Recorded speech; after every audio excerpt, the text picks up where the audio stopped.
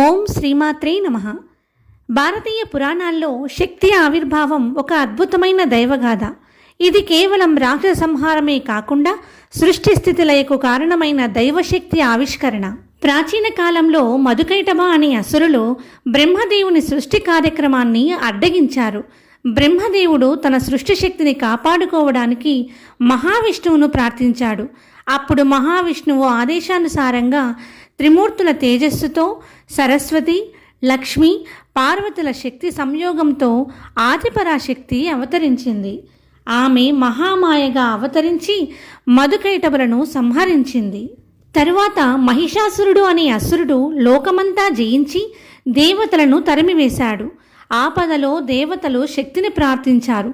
అప్పుడు త్రిమూర్తుల తేజస్సుతో శక్తి మరోసారి అవతరించింది.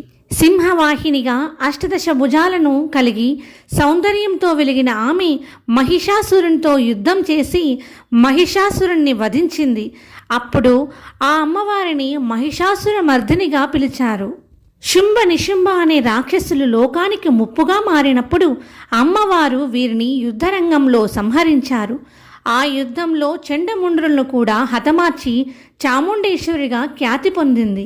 రక్తబీజ సంహారం. రక్తబీజుడు అనే రాక్షసుడు యుద్ధంలో రక్తపు ప్రతి బొట్టుతో కొత్త రాక్షసుని సృష్టించేవాడు. అప్పుడు అమ్మవారు భయంకర రూపంతో మహాకాళిగా అవతరించి అతన్ని రక్తం నేల మీద పడకుండా తాగి సంహరించింది. శాకంబరి అవతారం. ఒకసారి కరువు వల్ల ప్రజలు ఆహార దౌర్భిక్షంతో బాధపడుతున్నప్పుడు అమ్మవారు శాకంబరిగా అవతరించి పంటలు, కూరగాయలు, ధాన్యాలు భూమిపై పండేలా చేసి ప్రజలను రక్షించింది. ఇలా శక్తి అవతారాలు రాక్షస సంహారమే కాదు, ధర్మ స్థాపనకు, భక్తుల రక్షణకు, సమాజ క్షేమానికి జరుగుతాయి. అందుకే అమ్మవారిని మహామాయ, మహిషాసుర మర్దిని, చాముండేశ్వరి, మహాకాళి, శాకంబరి అని స్తుతిస్తూ సృష్టి స్థితి లయకారిణిగా ఆరాధిస్తారు. సర్వస్వరూపే సర్వేశే సర్వశక్తి సమన్వితే భయేభ్యః త్రాహినో ద్రేవి దుర్గాదేవి నమోస్తుతే. శక్తి ఆవిర్భావం నచ్చితే లైక్ చేసి మరిన్ని భక్తి కథల కోసం మా ఛానల్ని సబ్స్క్రైబ్ చేయండి.